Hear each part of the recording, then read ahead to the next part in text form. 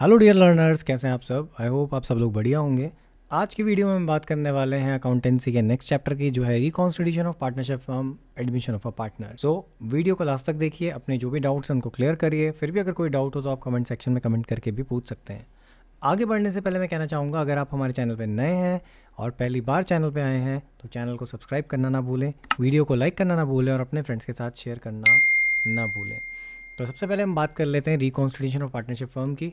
Reconstitution of partnership firm का मतलब है कि जब भी पार्टनरशिप एग्रीमेंट में कोई चेंज आएगा तब हम उसे कहते हैं रिकॉन्स्टिट्यूशन। अब रिकॉन्स्टिट्यूशन कब कब हो सकता है, ये क्वेश्चन बहुत बार पहले पूछा गया है। तो यहाँ पर बात करी जाती है, सबसे पहले पॉइंट है एडमिशन ऑफ न्यू पार्टनर का। अगर एक नया पार्टनर आप एडमिट कर रहे हैं तो अगेन आप क्या करेंगे, एग्रीमेंट चेंज करेंगे। So this is also a case of reconstitution of partnership firm, ठीक है। उसके अलावा change in profit sharing ratio.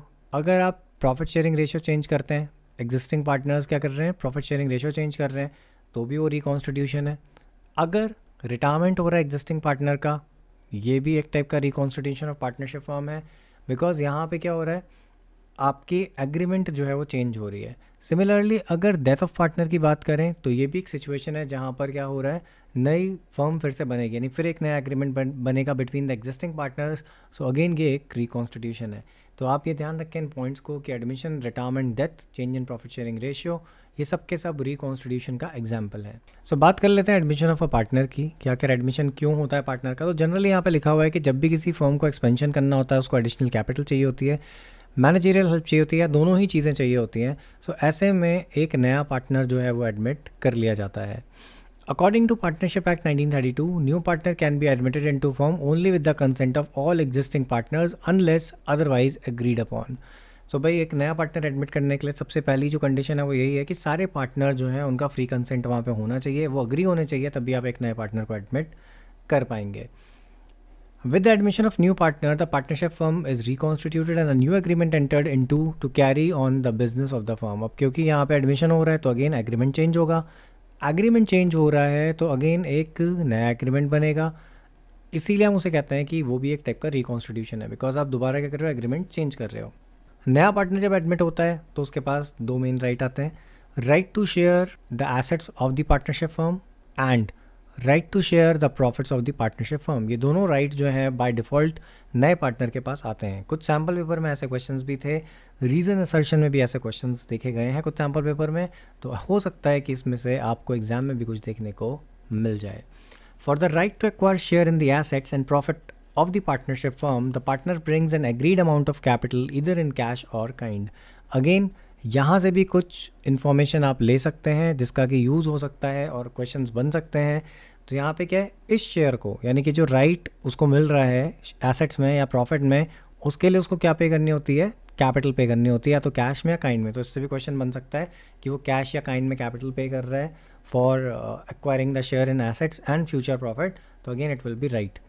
Moreover, in case of an established firm which may be earning more profits than the normal rate of return on its capital, the new partner is required to contribute some additional amount of premium or goodwill। तो कई बार ऐसा भी होता है कि existing firm ऐसी जो कि एक्स्ट्रा प्रॉफिट अर्न कर रही है, तो वहाँ पर पार्टनर जो होता है उससे गुडविल भी मांगी जाती है, यानी कि प्रीमियम फॉर गुडविल मांगा जाता है, जो कि एडिशनल अमाउंट वो लेके आता है। बिकॉज जो एग्जिस्टिंग पार्टनर्स होते हैं वो अपना शेयर ऑफ प्रॉफिट सेक्रीफाइस कर रहे होते हैं इन फेवर ऑफ न्यू पार्टनर। अब आगे की बात करें तो यहाँ पे दिया गया है कि generally it is paid to compensate the sacrificing partners, जो भी उनका लॉस ऑफ शेयर है, ये मैंने ऑलरेडी आपको भी बता दिया उस बेसिस पे।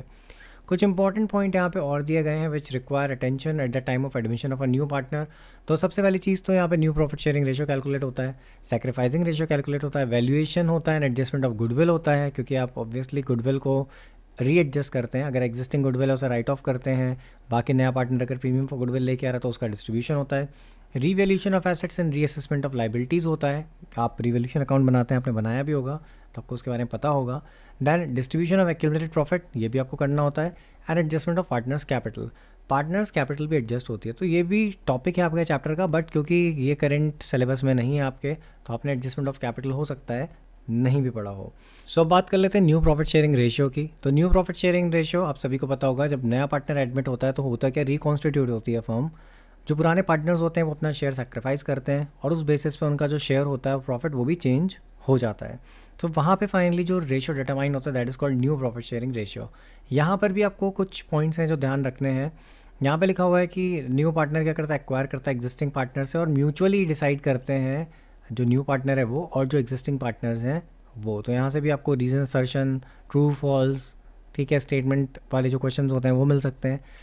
अगर यहाँ पे कुछ भी नहीं लिखा है, if nothing is specified as to how does the new partner acquires his share from the old partners, अगर नहीं कुछ मेंशन किया गया है कि नए पार्टनर को शेयर कैसे मिल रहा है, तो ये ज्यूम किया जाता है कि that he is getting his share in the profit sharing ratio of the existing partner. आपको याद होगा जहाँ पर कोई भी इन्फॉर्मेशन स्पेसिफाई नहीं करी गई होती है वहाँ पे आप कैसे निकालते हैं, कंबाइंड शेयर से निकालते हैं। Suppose total share of firm क्या है 1 है और 1/4 के लिए कोई आ रहा है तो आप क्या करते हैं 1 - 1/4 करते हैं, दैट इज़ 3/4 और फिर कंबाइन इनटू ओल्ड करके आप न्यू रेशियो निकालते हैं जहाँ पर आपको कोई भी इन्फॉर्मेशन नहीं दी होती। तो अगेन वो क्या होता है कि ओल्ड पार्टनर्स के रेशियो में डिस्ट्रीब्यूट हो रहा होता है, यानी ये माना जाता है कि वो उसको उसका जो शेयर है वो अपने रेशियो में दे रहे हैं, एग्जिस्टिंग रेशियो में। तो वही चीज़ यहाँ पे लिखी है। और admission of new partner, the profit sharing ratio among the old partner will change keeping in view their respective contribution to the profit sharing ratio of incoming partner. So again वही चीज़ है कि जो इनकमिंग पार्टनर है उसके share को ध्यान में रखते हुए कि उनका क्या कंट्रीब्यूशन है, उसके बेसिस पे उनका new profit sharing ratio and sacrificing ratio जो है वो डिसाइड होता है। This depends upon how does the new partner acquires his share from the old partners for which there may be possibilities. और यहाँ पे आपको कुछ एग्जाम्पल दिए गए हैं, आप एग्जाम्पल देख सकते हैं। डिटेल्ड जो वीडियोज़ हैं कि कैसे कौन कौन से कंडीशंस हैं, कैसे कैसे आप न्यू प्रॉफिट शेयरिंग रेशियो या सैक्रिफाइसिंग रेशियो कैलकुलेट करते हैं, वो ऑलरेडी इस वीडियो के डिस्क्रिप्शन में मैं आपको प्रोवाइड कर दूंगा। तो आप उनको देख सकते हैं, समझ सकते हैं कि कैसे ये न्यू प्रॉफिट शेयरिंग रेशियो जो है कैलकुलेट होगा, कैसे सैक्रिफाइसिंग रेशियो कैलकुलेट यहाँ पर होगा। क्योंकि हम इन वीडियोस में जो बात कर रहे हैं वो उस पॉइंट की है, उन थ्योरेटिकल एस्पेक्ट की बात कर रहे हैं जिनके थ्रू क्वेश्चन आ सकता है। न्यूमेरिकल्स कैसे सॉल्व होंगे ऑलरेडी मैंने वीडियोस बनाए हैं डिटेल्ड फॉर्म में, तो वो डिस्क्रिप्शन में आपको मिल जाएंगे, आप उसको देखकर वहाँ से उन चीज़ों को पढ़ सकते हैं। बाकी जल्दी मैं इंपॉर्टेंट MCQs भी पोस्ट करूँगा विद देयर सॉल्यूशंस ऑल्सो। अब बात कर लेते हैं सैक्रिफाइसिंग रेशियो की। तो सैक्रिफाइसिंग रेशियो क्या होता है, is the ratio in which the old partner agree to sacrifice their share of profit in favour of incoming partner. Incoming partner जो आ रहा है उसको किस रेशियो में अपना शेयर जो है वो दे रहे हैं existing partner, that is called sacrificing ratio. Generally इसका एक फॉर्मूला होता है old share of profit minus new share, या ओल्ड माइनस न्यू भी आप लोग कॉमनली लिखते हैं, तो ध्यान रहे आपको। बट हमेशा सेक्रीफाइस जो होता है वैसे कैलकुलेट नहीं होता, it depends upon the situation, it depends upon the question कि कैसे आपको दिया गया है। देन इलस्ट्रेशंस दिए गए हैं, तो अगेन मैं सेम चीज़ आपको बोल रहा हूँ कि कैसे रेशियोज कैलकुलेट होंगे, कैसे सेक्रीफाइस होगा, ये सारा डिटेल्ड फॉर्म में वीडियोस ऑलरेडी चैनल पे अवेलेबल हैं, मैं लिंक शेयर करूँगा, आप उसको देख सकते हैं। देन गुडविल की अगर हम बात करें तो गुडविल क्या होती है, generally it is associated with the reputation of the firm, कि फर्म का जो नाम है मार्केट में वो, तो एक्स्ट्रा प्रॉफिट जो आप अर्न कर रहे हैं due to the name of a firm या reputation of a firm in a market, that is called goodwill. यहाँ पे भी सेम चीज़ लिखी है, over a period of time well establish business develops an advantage of good name, reputation, wide business connections. This helps the business to earn more profits as compared to newly set up business. In accounting, monetary value of such advantage is known as goodwill. तो accounting में क्या होता है, इसी advantage का monetary form में जब हम टर्म उसको देते हैं तो that is called goodwill. It is an intangible asset, in other words goodwill is the value of the reputation of the firm in respect of the profit expected in the future over and above the normal profit. तो normal profit normal situation में जो हम earn कर रहे हैं generally वो उससे ज़्यादा जो भी अमाउंट हम अर्न करते हैं that is called goodwill. It is generally observed that when a person pays for goodwill, she pays for something which places him in a position of being able to earn super profit as compared to the profit earned by other firms in a same industry. तो ये assume किया जाता है हमेशा कि जब भी कोई बंदा गुडविल पे कर रहा है, जैसे नया पार्टनर आता है एक्स्ट्रा अमाउंट देता है गुडविल की, तो इसलिए देता है क्योंकि वो गुडविल पे करना उस पोजीशन में उसको पहुंचा देता है जहां पर वो ऑलरेडी प्रॉफिट की अर्निंग कैटेगरी में आ जाता है। फैक्टर अफेक्टिंग गुडविल क्या कौन कौन सी है, तो उसमें आता है आपका नेचर ऑफ बिजनेस, बिजनेस किस टाइप का है वो भी इफेक्ट करता है। A firm that produces high value added products और having stable demand is able to earn more profit and therefore has more goodwill. ऐसी फर्म जो क्या करती है, हाई वैल्यू एडेड प्रोडक्ट बनाती है या जिनकी डिमांड स्टेबल है, ऐसे प्रोडक्ट्स बना रहे हैं जिनकी डिमांड क्या स्टेबल रहती है, तो उनकी गुडविल ज़्यादा होती है। दूसरा फैक्टर होता है लोकेशन का, बिजनेस की लोकेशन भी बहुत इम्पैक्ट डालती है। अगर आप ऐसा बिजनेस ऐसी लोकेशन में कर रहे हैं जहाँ जो कि सेंट्रली लोकेटेड प्लेस पे है, तो वहाँ पर क्या होगा, ऑब्वियसली कस्टमर ट्रैफिक ज़्यादा होगा, तो गुडविल भी क्या होगी, ज़्यादा होगी। और अगर आप किसी आइसोलेटेड प्लेस पे ले जाके अपनी फर्म को स्टार्ट करते हैं या खोलते हैं, तो वहाँ पे अगेन क्या होगा, कस्टमर जो है बहुत कम आ रहे होंगे, कस्टमर ट्रैफिक कम होगा, तो ऑब्वियसली गुडविल भी क्या होगी, कम हो जाएगी। देन थर्ड पॉइंट कहता है efficiency of management. Efficiency of management भी बहुत इंपॉर्टेंट रोल प्ले करती है। अगर किसी कंपनी का मैनेजमेंट जो है वो थका हुआ है, सो ऑब्वियसली वहाँ पे क्या होगा, एफिशिएंसी तो होगी ही नहीं, एंड उसकी बेसिस पे क्या होगा कि गुडविल भी क्या होगी, ख़राब होगी। सिमिलरली ऐसी फर्म जो कि वेल मैनेज्ड है, वहाँ के जो भी मैनेजमेंट है बहुत ज़्यादा इन्वॉल्व होता है अपने बिजनेस में और बहुत चीज़ों का ध्यान रखता है, सो ऐसी सिचुएशन में एफिशिएंसी जनरेट होगी। एफिशिएंसी की वजह से गुडविल भी क्या होगी, हाई होगी, क्योंकि ओवरऑल कॉस्ट ऑफ प्रोडक्शन भी क्या हो जाएगी, लो हो जाएगी। आप कह सकते हैं कॉस्ट ऑफ ऑपरेशन भी लो होगी। Then market situation, market situation भी गुडविल को अफेक्ट करती है। ऐसे मोनोपोली कंडीशंस अगर हैं तो वहाँ पे क्या होगा, लिमिटेड कंपटीशन होगा तो हाई प्रॉफिट होंगे, जैसे कि हाई वैल्यू ऑफ गुडविल होगी। सिमिलरली अगर सिचुएशन ऐसी है जहाँ पर आप कह सकते हैं मोनोपोलिस्टिक कंपटीशन है, तो वहाँ पर क्या होगा कि ज़्यादा कंपटीशन होगा तो ऑब्वियसली प्रॉफिट कम होगा और जो गुडविल की वैल्यू है वो भी क्या होगी, लो होगी। उसके अलावा स्पेशल एडवांटेजेस भी होती हैं। जैसे कई बार क्या होता है, जो फर्म्स होती हैं उसके पास कुछ एडवांटेजेस होती हैं, जैसे कि इंपोर्ट लाइसेंस होगा, लॉन्ग टर्म कॉन्ट्रैक्ट्स हैं, मटेरियल सप्लाई से रिलेटेड यानी रॉ मटेरियल जो उनको चाहिए वो, और साथ साथ वेल नोन कोलैबोरेशंस हैं, पेटेंट्स हैं, ट्रेडमार्क हैं। तो ऐसे में उनकी जो गुडविल होगी वो भी क्या होगी, ज़्यादा होगी, क्योंकि उनके पास इन सारी चीज़ों की एडवांटेज है। अब बात कर लेते हैं need for valuation of goodwill की, कि आखिर गुडविल वैल्यूएशन की ज़रूरत क्यों पड़ती है।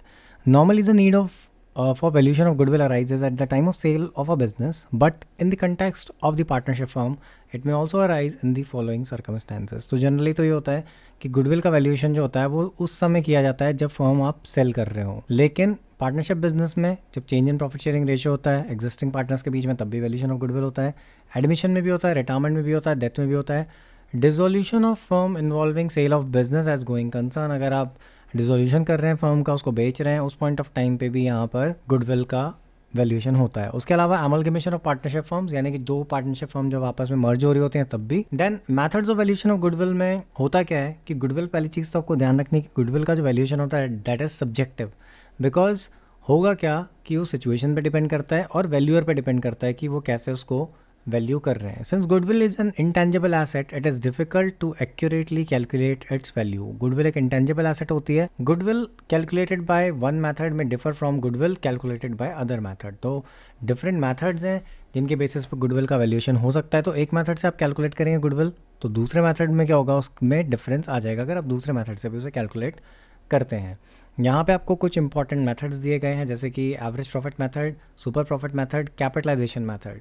तो यहाँ पे बात कर लेते हैं हम एवरेज प्रॉफिट मेथड की। इसमें क्या होता है कि आपको एवरेज प्रॉफिट्स के बेसिस पे जो number of purchase year agreed होता है उसको आप इंटू करके यहाँ पे गुडविल कैलकुलेट करते हैं। इससे रिलेटेड वीडियो आपको डिस्क्रिप्शन में मिल जाएगा, जिसको देखकर आप सीख सकते हैं कि आखिर एवरेज प्रॉफिट मेथड के थ्रू गुडविल कैसे कैलकुलेट होती है।